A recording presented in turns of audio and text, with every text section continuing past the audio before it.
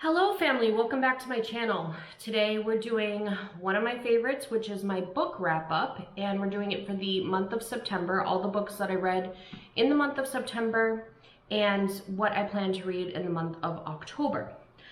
Just a reminder, in case this is a first book video of mine with you, I do not give any spoilers. I don't even really give too much of a summary. I basically just give my own rating out of 5 and then how I felt about the book, how it made me feel, what I liked about it, what I didn't like about it. And I'm not any type of book expert whatsoever, so I don't have like a rating scale that I go off of. It's literally just like when I put the book down, how I feel. And I try to go on and write the review on my Goodreads account, which I'll link down below right away, so then that way it's like a fresh review. So what I'm doing with you guys is just reviewing my reviews from when I read the book. So in the month of September, I read quite a bit. I finally started mixing up what I was reading, because for like the months of like July and August, I feel like I was reading a lot of like romances and steamy romances, but this month I finally like mixed it up a little bit. Still plenty of romances, because I think I've determined that's my favorite genre, at least for this season in my life. But this time I mixed it up a little bit, so if you're here for, you know, more, you know, the historical fictions and thrillers, there's at least a couple sprinkled in this month. Okay, so the first book that I read in the month of September was If You Ask Me by Libby Hubsker? No one knows. Okay, this one I gave a 4.5 out of 5, starting the month off really strong. This one was a romance. It had some steamy parts, but mostly just a romance. And even above the romance, I feel like what the story was more about was a woman who was in a relationship, it was a marriage, that she kind of like lost herself in, and she was treated to be less than that person. So after she uncovers some drama in her marriage, she kind of goes on a path to self-discovery, and some of the shenanigans that she gets into were like a little over the top, so I could see like people like kind of rolling their eyes, but to me it just like adds to the entertainment value, so I never take it too seriously. They were over the top, but whatever. I just felt like the story was super charming. I loved the characters that were in it. I just loved the way things were done in the book, the way the author handles situations. I feel like although the character gets herself into kind of some shenanigans that you're like, it did feel like it was rooted in reality, and there was like a mature level to the way the person was handling some of the situations that happened. So it was really refreshing to me. I just felt like it was refreshing. I felt like it was charming. I loved the setting. I just thought it was adorable. So that was that one. All right, now the next book. So here's the thing. The next book was Carrie, Soto is Back by Taylor Jenkins Reid. And I read this book not knowing there was drama behind it, and I gave it a 5 out of 5. The book itself, I still give a 5 out of 5. If you were into like those inspirational sports movies back in the 90s and 2000s that they used to hit us with, that like your heart was like bursted wide open while you were watching it, you would love this book. This book is so not what I would normally like, because it's not a romance, it's not an action, it's not, there's little pieces of all of those things in it, but it's focused on sports and like Carrie Soto's performance in tennis. It's focused on that. There's a little bit of family sprinkled in, a little bit of romance, a little bit of life, but mostly it's focused on tennis. Like, it's really focused on tennis. If I had known that, I probably wouldn't have even picked up the book, because that's just not me. But for some reason, the way that it was written was just beautiful. It was just so well done, so inspirational. I just loved it. I just felt like enthralled with the characters in the story. Hi, Stella. Good to see you. I just felt completely enthralled. I loved it. Now, after the fact, I was reading up a little bit, and I try not to like really look into the drama that happens when it comes to like authors and stuff, because there's a bunch of authors out there that are crap humans and I wouldn't have even known. And I'm not saying Taylor Jenkins Reid is a crap human, but I thought this whole time that she was Latina of some form, whether she's mixed or whatever, because they're in the Seven Husbands of Evelyn Hugo, the main character is Latina, and then this one, the main character is Latina, and she mixes in Spanish throughout this book, like heavily mixes it in. So I just walked away with the assumption that she is herself, but apparently she's not. So rightfully so, there's a lot of people that are upset because she's writing about a Latina woman's experience when she's never personally experienced that. Just mentioning it in case it, you know, factors into your decision when purchasing. I don't think it was a great thing to do by any means. I just personally don't. I know some people are going to roll their eyes and think I'm being ridiculous, but I just think that this book could have been written in plenty of points of views, and it didn't need to be written in that point of view if you haven't experienced it in your life, you know? But so I'm just mentioning it again so you can make an informed decision. I'm not trying to sway you one way or the other because I don't judge whatever everybody else wants to do. Just mentioning it. The next one, not controversial, was Love on the Brain by Ali Hazelwood. She wrote The Love Hypothesis, which was one of my favorites from earlier this year. This one I give a 4.5 out of 5. Now here's the thing. This was my 200th read, by the way, this year, and I saved this one specifically because I knew I was going to like it, because I just like how Ali Hazelwood writes. Here's the thing. A lot of people read The Love Hypothesis and then went into this and like expected a different type of book, but it's got a lot of similarities to The Love Hypothesis, and people apparently didn't like that. For me, I'm not reading a book, like especially in a romance, to like care if it follows a formula, because let's be honest, all romances follow a specific formula. Obviously, Ali Hazelwood's style of writing is gonna come across in her books. Like, I don't understand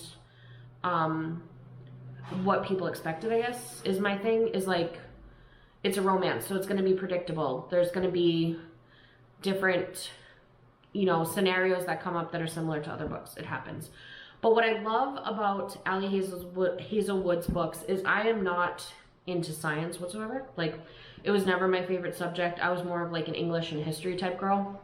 But she is herself in the STEM field, and she, I feel like, integrates the STEM industry really well without making it super unrelatable to those who are not in the industry. I also feel like she did a great job, especially in this novel, tackling some of the issues that women face in the STEM field, but didn't make it feel like she was like on a soapbox.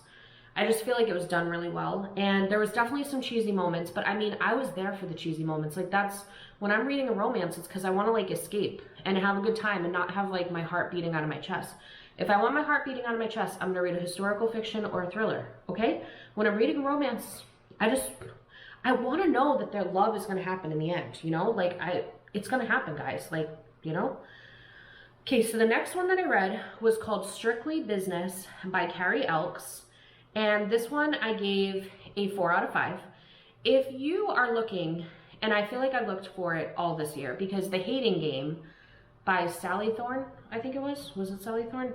I don't know, but The Hating Game was one of my favorite books this year. It's an enemies to lovers, like co-worker situation, and it was really good. And I've been like chasing that high that I got in The Hating Game. This book got very close. It's an enemies to lovers, co-worker situation.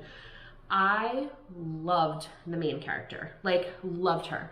I possibly loved her more than the character from The Hating Game, because in this character, her kindness just like jumped off the page, and it felt like really, really genuine. And also I felt like those around her in the book, the characters that were in her life, responded to her kindness and like respected her in just like a very charming manner. Also, the guy that plays the love interest, if you will, he's not like the typical like cold corporate guy. He has like a big family, and the way he acts with his family was just heartwarming. It was just really cute. So there was the reason why I give a 4 out of 5 instead of a full 5 is because there were some parts that were like a little ridiculous. Like, they got a little ridiculous, but it was just entertaining and adorable. So I really loved that one, and it's definitely one that I would recommend reading, especially if you're like in the enemies to lovers type, you know, genre, if that's your jam like me. The next one that I read was The Blue Bistro by Elin Hilderbrand. The thing with Elin Hilderbrand is like, there's like a following. She's got like people like a Danielle Steele, like she's like that type. I've never like fully gotten into her. Like 28 Summers by her is probably my favorite. I enjoyed the Hotel Nantucket. she's just like a guilty pleasure type read. So if you're looking for like a good guilty pleasure type read, she's your girl. The Blue Bistro was mentioned in the Hotel Nantucket, and one of the characters from that book was in this book, and this is like an older book. So my like interest was piqued, so I was like, okay, I'm gonna read it. There's something about the way she writes that like I can't stand it, but at the same time I can't stop reading it. And even when I wasn't reading this book, I was thinking about this book. So she's clearly some type of magician because she has like a hold on me. I did not like the main character at all. And I felt like there was a lot of stuff that was completely unfinished, but I feel like when you go into an Ellen Hilderbrand, you just have to expect that that's par for the course.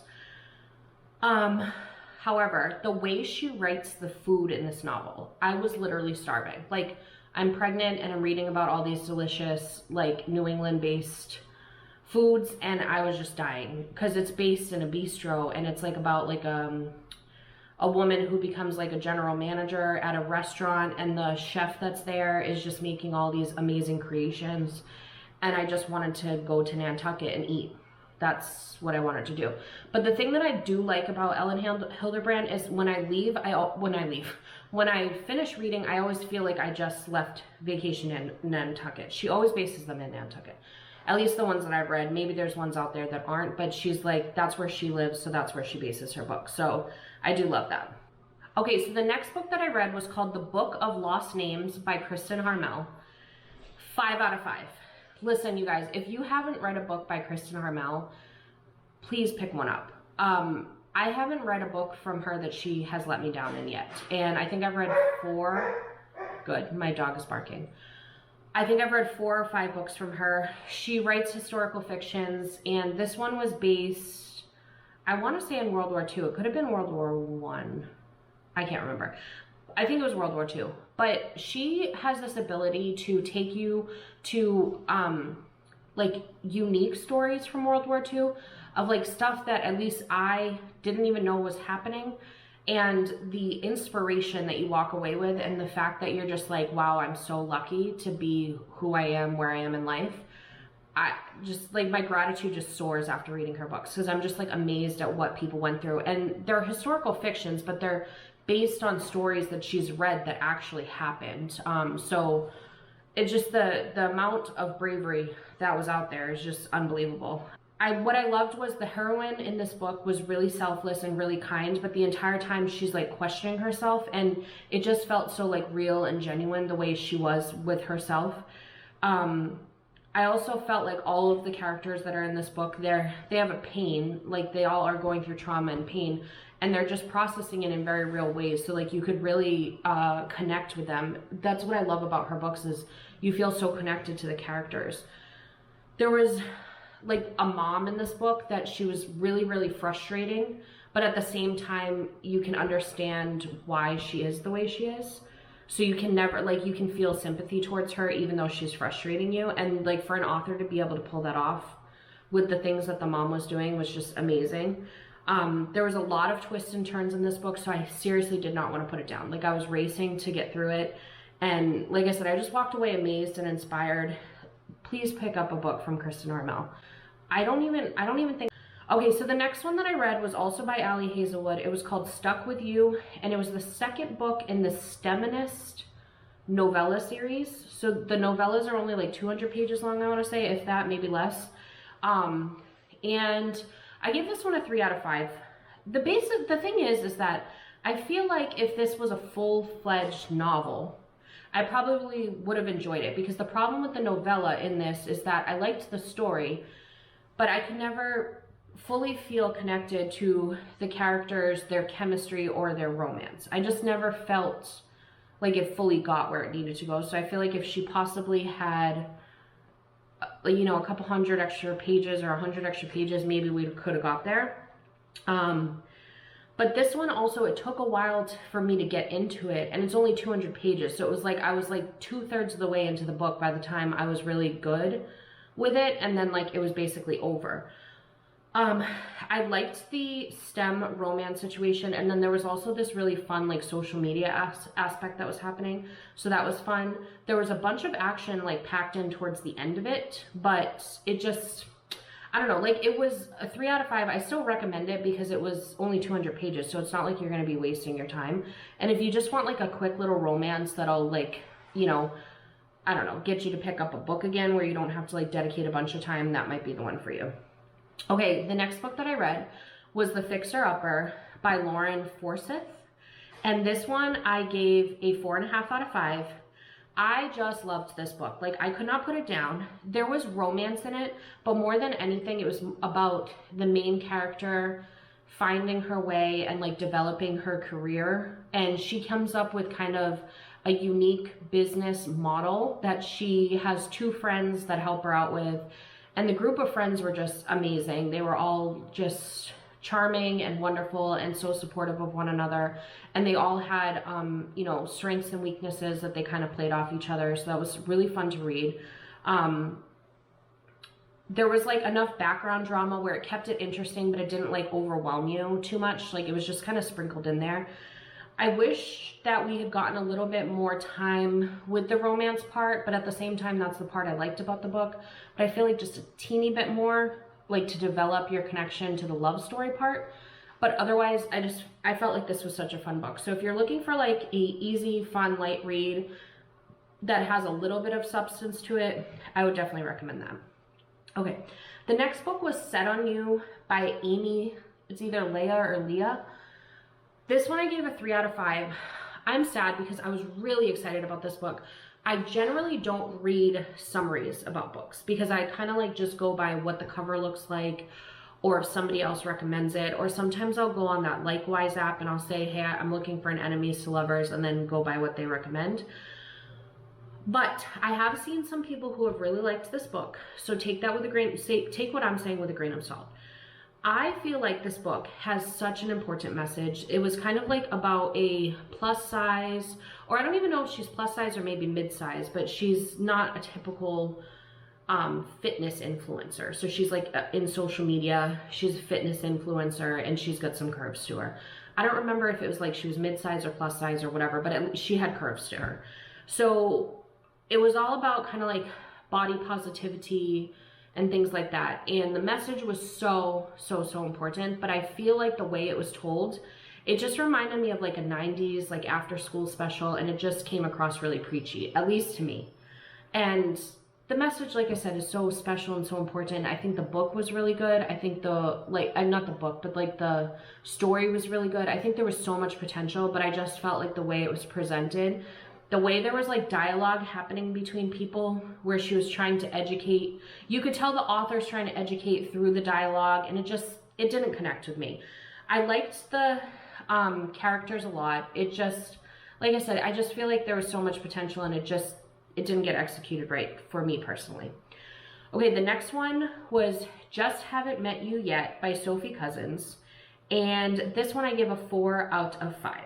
So this one was just adorable and charming. The setting that it's in is really cute. The characters were really cute. Some lines were a little much and a little cheesy, but I just felt like it was such a refreshing twist on a romance, because it was kind of like the main character goes into this romantic situation expecting something and then gets something completely different. And it was kind of like adjusting your expectations and things like that. And it was really cute. I loved how the author tied everything up. Sometimes it felt like in the book, like things would like coast and then they'd explode, and then they'd coast again and then explode again. So the pacing was a little weird to me, but that's just being nitpicky. Otherwise, I just think that it was a really cute book. Definitely like a library read. I wouldn't have run out to purchase it or anything, but if you have the library, I would recommend picking that one up. Okay, so the next one was Meet Me in Paradise, again by Libby Hubsher. So she's the one that read the first book that I read this month that I can't remember the name of, but it inspired me to want to read another book from her because I just liked her style of writing. So this one has this like beautiful like paradise scene that you just saw on the screen on the cover. Don't let it fool you, okay? It was like a heart-wrenching roller coaster ride that I didn't expect, but it was like absolutely beautiful. There was a romance happening in the background. However, it totally took a backseat to a sibling situation that was happening. I I feel like I liked the romance better in the second half of the book than in the first half of the book. And the other thing is, like, the male love interest is very closed off, and it never really, like, blossoms the way that I needed it to.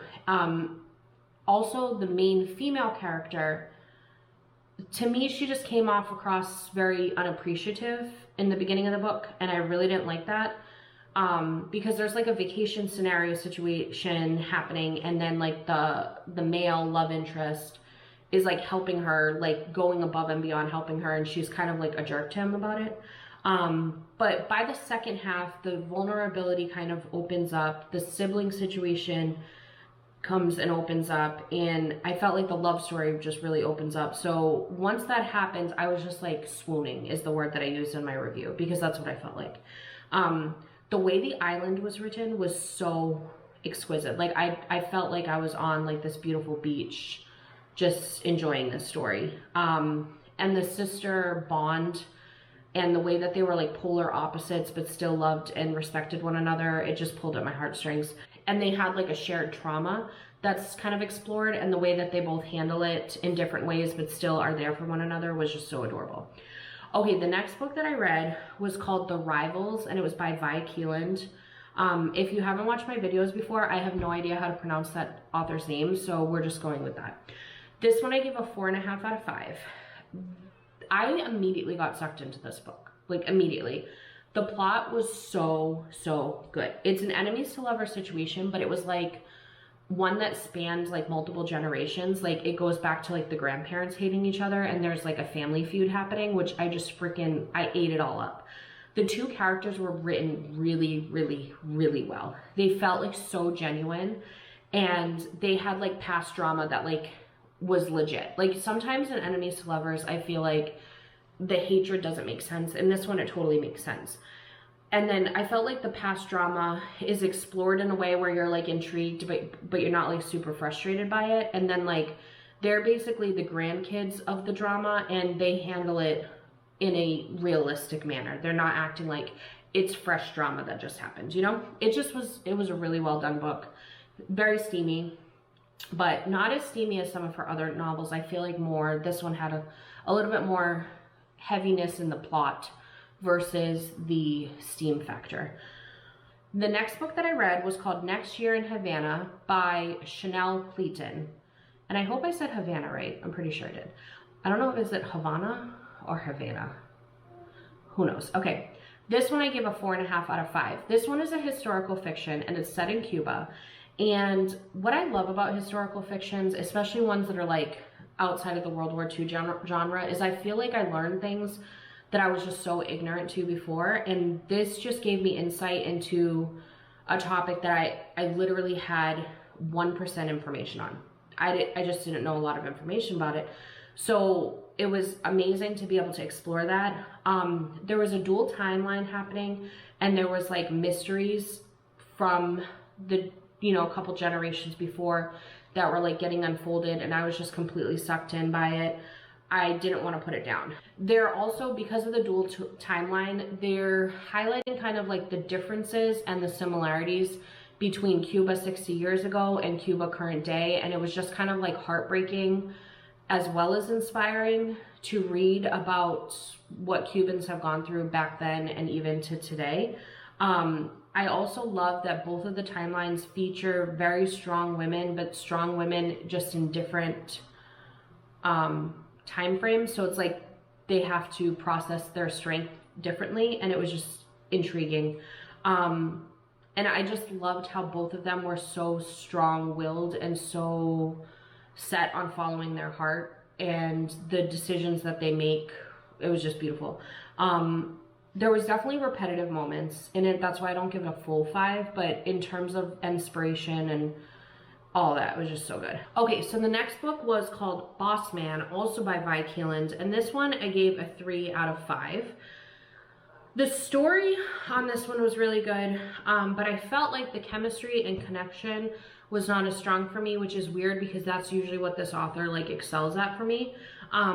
I just feel like this book wasn't very strong, and it's just kind of like forgettable. Like I literally just had to review what the you know, summary was on this because I didn't even remember the characters or anything. So that was it. It was just kind of like forgettable, whatever, not worth spending time on.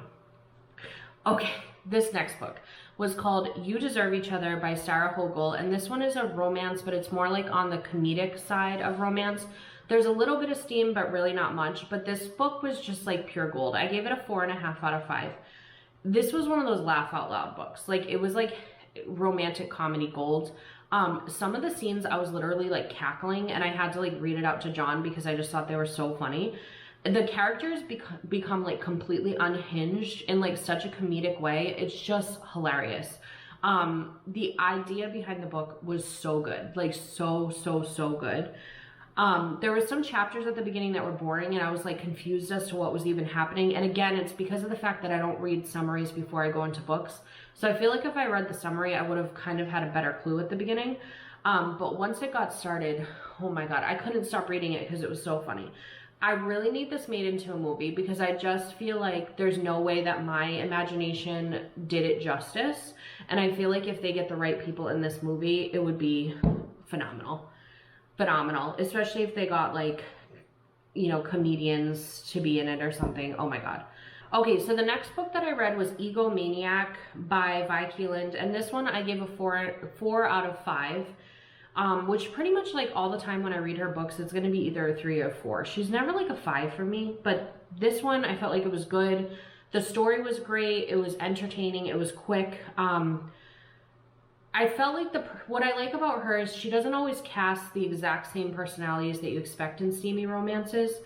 I really liked the connection between them. I felt like it was, you know, the chemistry and connection was good. There was some justice that I feel like was lacking from a situation with like an ex that I was like, ugh, I just wanted justice to be served. But other than that, like I really enjoyed the book, and it was just like kind of easy, fun, entertaining read. Okay, so the next one was Hot Stuff by Max Monroe. This one was from the Single Dad collection, and it was book number 2 in the series, and I freaking loved book number 1, and I loved the character in Hot Stuff was in book number 1, and I loved his character, so I was so excited. But I just felt like it was a letdown. Like, it was like a forgettable book. It was adorable. It was like kind of like a meet cute situation, but their lives are kind of entangled in other ways that give it some complication. I liked the characters, so it wasn't like it was a waste of time. It felt like a little too cheesy, and it was just missing something, but I don't know what. It just kind of, I don't know, felt like it was like slapped together, and like it could have been developed a little bit better. Okay, so the next book was The Redo by Max Monroe also. This is from the Winslow Brothers series. This is book number 4, but you can read it completely on its own. And I haven't read any of the other books in this series, and I did fine. This one I gave a 3 out of 5.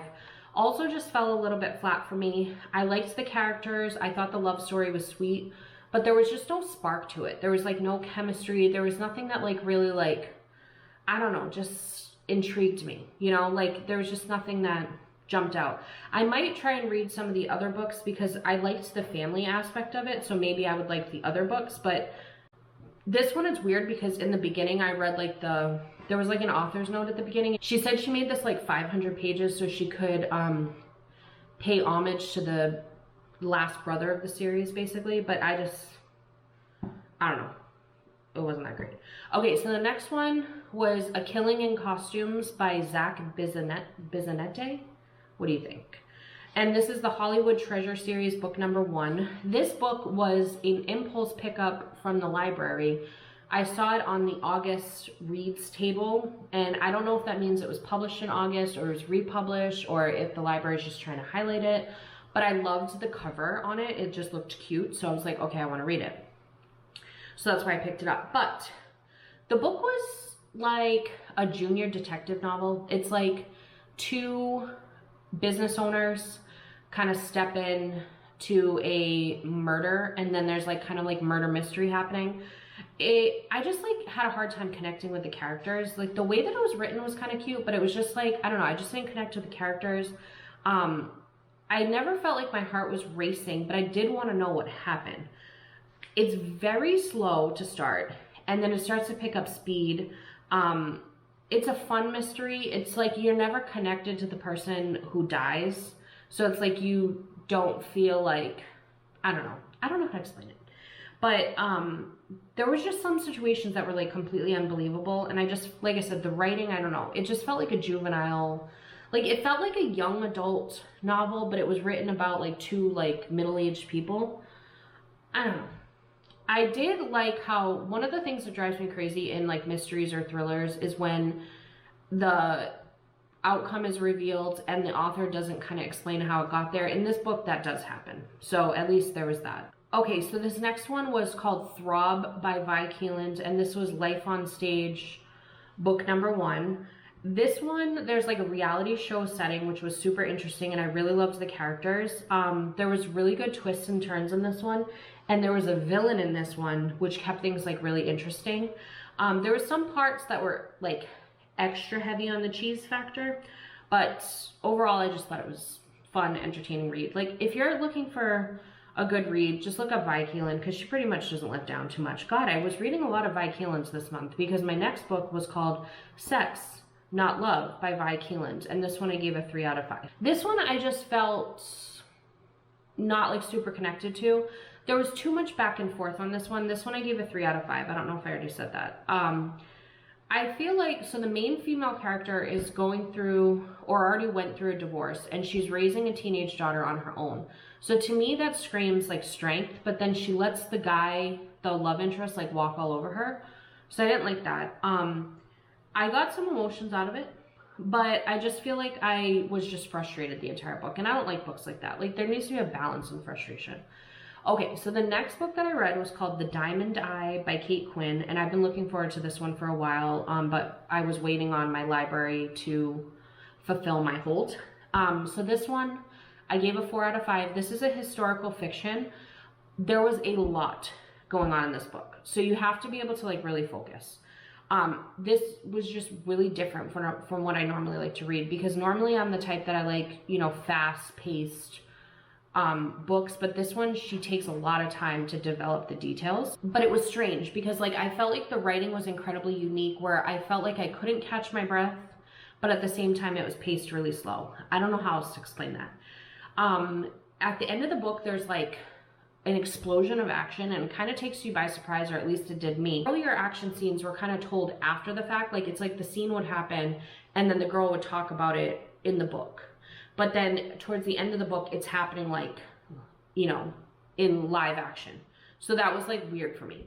But I felt like the heroine was super inspiring, and it was amazing to read at the end that this was based on a real woman. Like, I was like, whoa, she's a boss. But if you like World War II historical fictions, this would definitely be a good one. It's just, you have to be in a place in your life where you can focus, because that one, it requires a lot of focus. Okay, so also from that Life on Stage series, I read Beat by Vi Keeland. This one I gave a 4 out of 5. This one, I loved the two main characters and I loved their connection. However, there was like a love triangle happening, and like, I can handle love triangles to a certain extent if there's a reason why the love triangle is happening. But this one, I don't know why it's happening. There was no, what is it called, obligation for the love triangle to be continuing. So I was just sitting there kind of like, why are we even playing with this third person? Like, why? You know, what is the purpose? I really loved the maturity that the two main characters had with one another. And I felt like there's a lot of times in books where like the amount of possession that happens, like, you know, the jealousy and stuff like that, it's like too much. But this one I felt like was done really well. So that was cute. Okay, the next book was The Siren by Catherine St. John. And this book I gave a 5 out of 5. That might be a little strong. It might be like a 4.75 out of 5. But if you're just looking for like a juicy, guilty pleasure, I would recommend reading this book. Like, don't look anywhere else. It could be read either in the summer if you're looking for like a thriller, or if you're looking for like a fall read, I think it would work great. I got immediately hooked into it. There was a mystery from the past, and it was really clear that it was building up to something, but I couldn't figure out exactly what was going to happen. And there's enough characters that you don't know who is involved in this mystery. So I loved that part. I felt like the characters were just really captivating, and I felt like I was rooting for some of them. So it's like, it kind of like hooked me in even more, because I was like, were they the bad person? Because I liked them, you know what I mean? So that was what was happening. There's like a fly.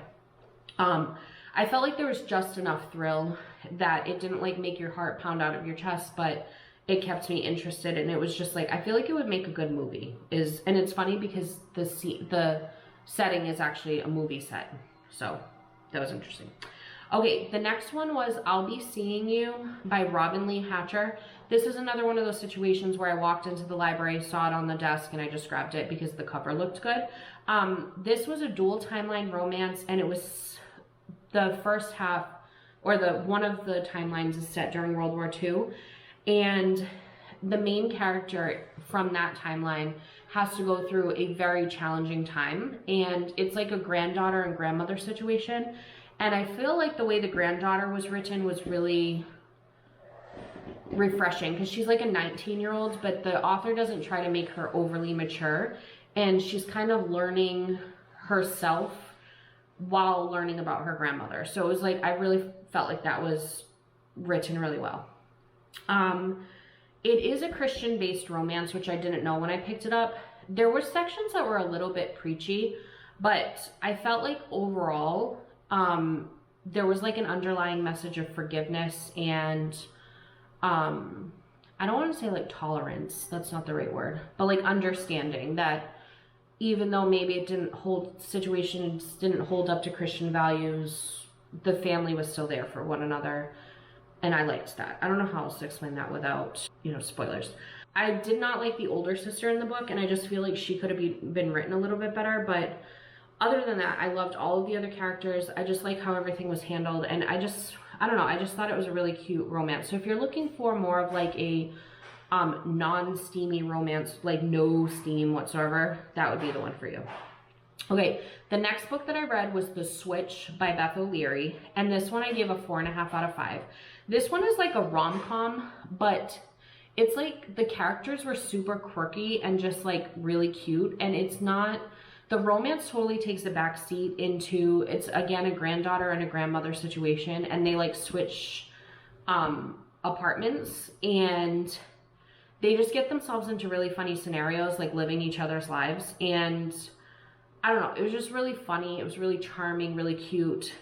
There's like the background of romance, but overall it's more about like the grandmother, the mother, and the daughter all coming together and processing a trauma that they had experienced. And I don't know, it was just heartwarming and cute. I would definitely recommend that one. The next one that I read was Play Along by T.L. Swan. This one was just, it was one of those situations where I couldn't put it down, but I couldn't stand it at the same time. I gave it a 2 out of 5. Completely chaotic, so disorganized. And then like, I felt like there was like no emotion in certain parts, and then over the top cheesiness in other sections. The love connection made no sense to me, just the whole thing. I did not enjoy that book, but I couldn't put it down. Because it was like one of those ones with so much chaos that you just get like trapped into it. And there's like a whole like criminal situation happening and whatever. Okay, so the next one was Reluctantly Yours by Erin Hawkins. And this one I gave a 4.25 out of 5. This one is a steamy romance, and I felt like it was written so well. The chemistry and banter between the two main characters was just like off the charts. I really liked the main female character, Chloe. I just felt like she was really amazing. Like the way she's written is so cute. The story is super predictable. It's a typical love story, but I just felt like it was really entertaining, and it was just what I needed. And I just felt like the humor was done really well, because sometimes humor just doesn't read off right, but I just felt like it was done well. Okay, the next book, I've been wanting to read this for a while. It was Twisted Love by Anna Huang. Probably butchered that, and I'm sorry, very sorry. This one I gave a 3.25 out of 5. This book, a bunch of people on like Instagram and stuff had posted it. I don't know if I read a different book than them, but I literally was like rolling my eyes at sections of this book because the lines were just so bad. The drama was really, really good, and it could have been really good, but the way that it was written, I could just never connect with the drama. I just wasn't ever pulled in by it. I felt like the romance needed a little bit more build up, because it just kind of like exploded out of nowhere, and then after that the pacing was just kind of weird. I heard after I didn't like this one, then of course I find out other people didn't like it too, that the second book in this series is really good. So I might read that because I did like the, you know, character from that book. So, because she appears in this book and she's going to get her own spinoff basically. Okay, so the next book that I read was The American Roommate Experiment by Elena Armas, I think. This one is from the Spanish Love Deception series, and it's book number 2. It's a standalone though. You could totally read it on your own. It's just kind of like the characters from the Spanish Love Deception are in the background of this one, but totally not necessary to read. However, I really liked Spanish Love Deception, so feel free to read it. So this one, I gave a 3 out of 5. I'm very torn on this book. Like maybe I gave it a 3.5, but I'm just gonna go with 3 because that's what I did in the moment. There was some sections that I just loved about this book, and then other sections that like I literally had to drag myself through. The characters and the story had so much potential, but it just lacked something. Like there was like, the structure of the story was just like all over the place. It just, I don't know. And I appreciate the fact that it didn't follow like the standard romance formula, but at the same time, it didn't execute well. So I don't know. I don't know. I just couldn't buy into the conflict of why these two people couldn't be together. It's like finally at the end, it like reveals like why the conflict happens, but it just wasn't enough to do it for me. I don't know. I really thought it was going to be like one of my favorites. I was so excited about it that I even purchased it. I'm going to show you guys, I got a Target haul. I like purchased it because I was that confident that I was going to like it. Like I didn't want to wait for the library to come out with it, you know? But anyways, okay. The next book that I read was called The Simple Wilds by K.A. Tucker. Never read a book by this person. Am now going to go read every book that she's written because why is nobody talking about this book? Like I've never seen it on Instagram. I've never seen it on TikTok. I don't know if my algorithm doesn't like me or if people don't know about this book, but I'm here to tell you, you need to read this book if you like romances.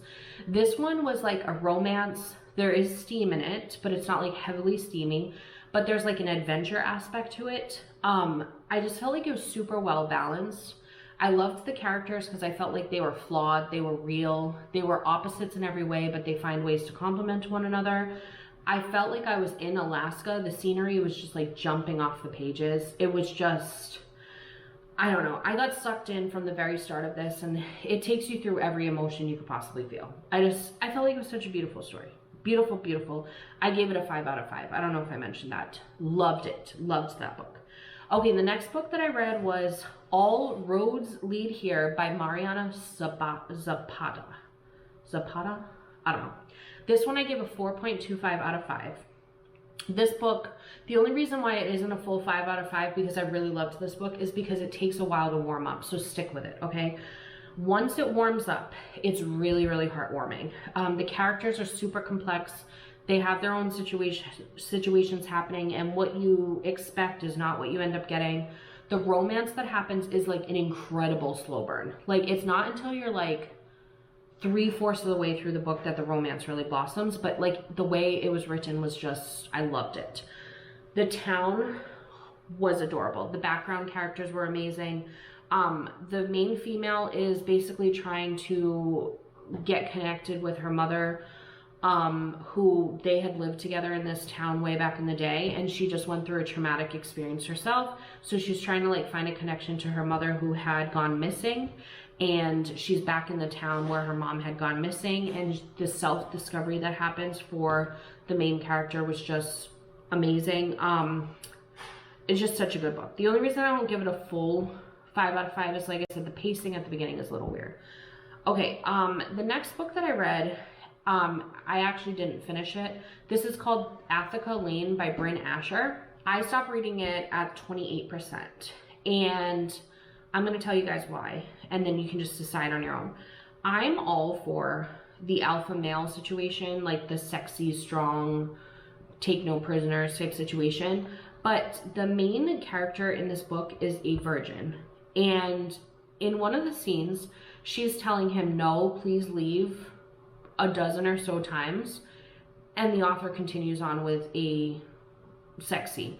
And it just bugged me because it was like, as readers, we were supposed to kind of like read between the lines that because he was so sexy, that she decided just to go for it. But to me, it was like, there was never express consent given, and it just bugged me. Like, I know the books that, like, you know, whatever, there's like a little bit of pushback.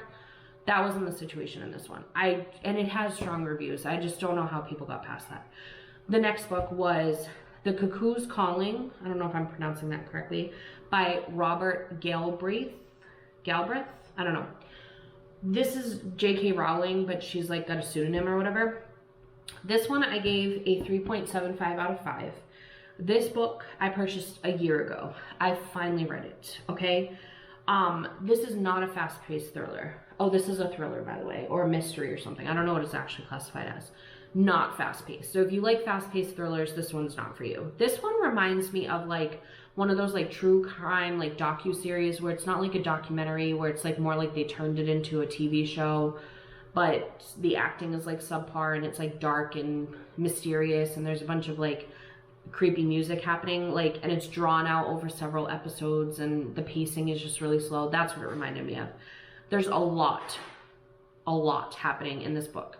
Very chaotic, but it does help distract you from figuring out what's truly happening, or at least it did for me.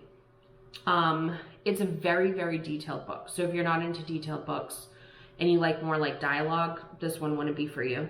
But what was weird is like, I felt like there was too much dialogue done, where like because it's like about a private detective and he's like out interviewing people about the crime that happens, and it just felt like those scenes were too much for me. I don't know. But I did like the end, how thorough it was, where you get to the outcome basically. I might read more from it because I did like the whole like private investigator angle, and I liked his like little sidekick. She was like his temporary assistant in the book or whatever, so we'll see, okay?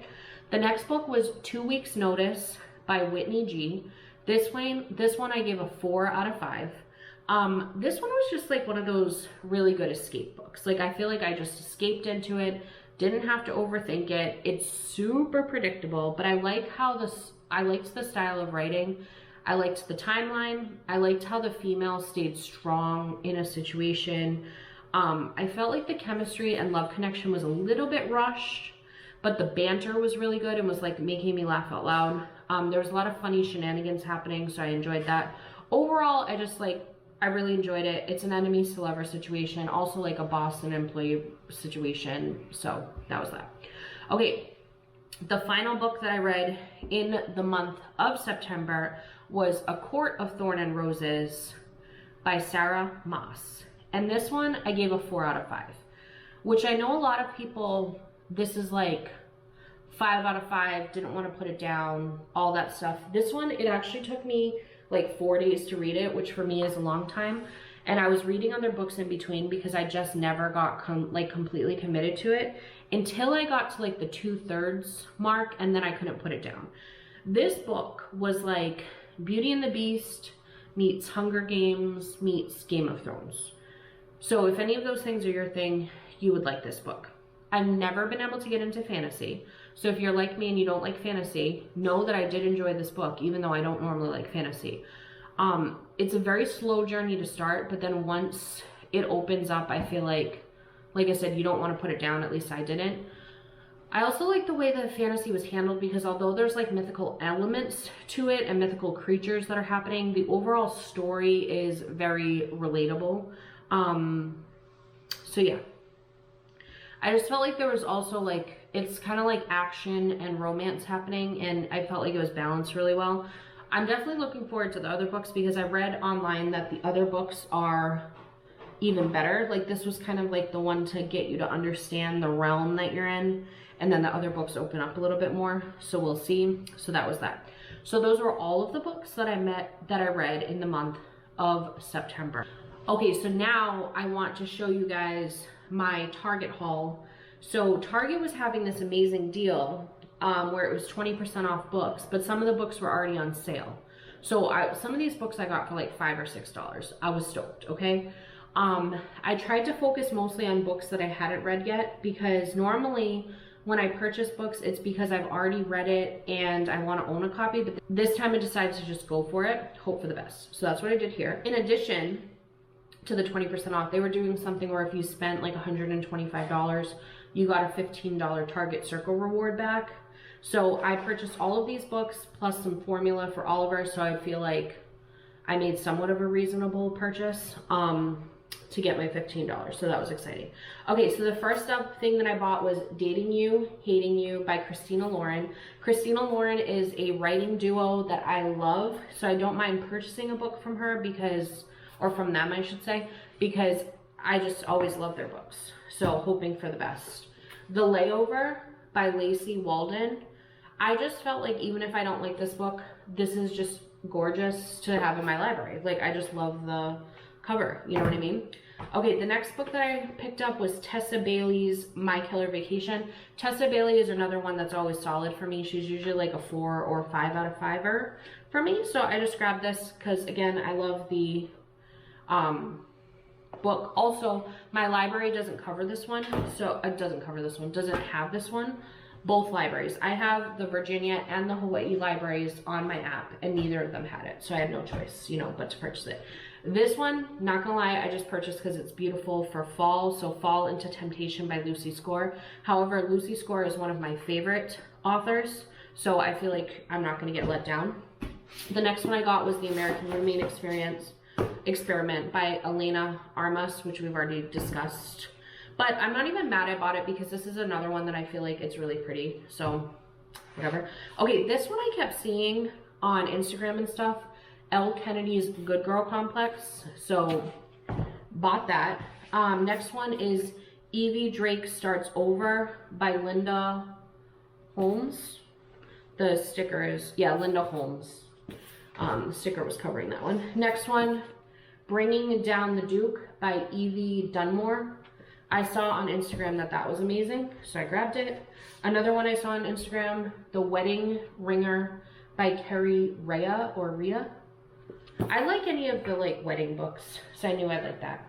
Okay, so those are some of the books that I hope to read in the month of September. I doubt I'll get through all of them because I also have a whole other pile of library books over here. But the other day, Verity, they released a collector's edition of Verity by Colleen Hoover. So I had to grab this, even though I actually own Verity, which I don't normally own books. You know, I usually just get them from the library. But I loved Verity, so I'm not mad to own it. And plus, look how gorgeous this is going to look in my little library. You know what I mean? Like, that's beautiful. So she re-released this book as a collector's edition, and it has an exclusive new chapter. Which, if you read Verity, you know you can't get enough of that story. So I'm excited about that. Next up, I need to read this book. Okay, I brought this with me to Florida. I started it and I got that far into it, and then I liked it a lot, but I just never picked it back up. This is Lessons in Chemistry by Bonnie Garmas. I don't know if you could see how much I read, you know, like a few chapters. So I need to finish that this month. This one I picked up last month from the library. It was The Bluest Eye by Toni Morrison. My mom told me I need to read this. I had to extend it because I ran out of time. The same situation happened here with The Last Green Valley by Mark Sullivan. I had also started this one. This one is good, but it's just not sucking me in. It's a World War II novel, but it's written a little slow. So I don't know if it's one of those ones that's about to blossom and I'm gonna love it because I've seen a lot of people recommend that book. Okay, and then when I went into the library to return some of the other books from last month, I couldn't stop myself from grabbing these. Most of these, so I'll show you this one first. This one my sister had recommended to me back in like 1971. Just kidding, I wasn't born then. Bread and Roses 2 by Catherine Patterson. I've never seen anyone else talk about this, so I'm excited to read that one because she recommended it. The rest of these I literally just picked up because the covers looked good. That's who I am as a human. No idea what they're about. But this one just looked adorable. So this is the, it's Christmas at the Cupcake Cafe by Jenny Colgan. I know Christmas is very far away, but I just needed it. The Makeup Test by Jenny Howe. Something in the Air by Suzanne Enoch. I I don't know. The Sweet Spot by Trish Doller. I read the float plan by her and I really liked it, so that's why I grabbed this one. And then last but not least, I just had to pick this up because it just sounded cute. It's Been There, Married That by Gigi Lavangi. So that one, it just looks cute, so why not, okay? So those are the books that I have, like, physical wise that I need to read. And then on my library book, I have my library books. I have Not a Nation of Immigrants that I need to read. Let me see who that was by because I can't remember. But I already started that one, but it's one of those ones that I feel like is very important that I retain the information, so I'm trying to kind of read it slowly. That one is by Roxanne Dunbar Ortiz. So I gotta read that one. And then I have Maggie Moves On by Lucy Score. I'm reading that one currently today as we speak, and that one I'm like halfway through and it's really cute. I have Verity. Oh, the next one is The Lost Ticket by Freya Sampson. Birds of California by Katie Coutinho. I probably didn't say that right. Okay, I probably didn't. Next one is All Downhill With You by Julie Olivia. The next one is The Housemaid by Frida McFadden. That one is free on Kindle Unlimited if you have Kindle Unlimited, and I've heard that is a very good thriller, so there's that. Twisted Games by Anna Huang. That's the one that I didn't really like love the first book, but I'm interested in the second book.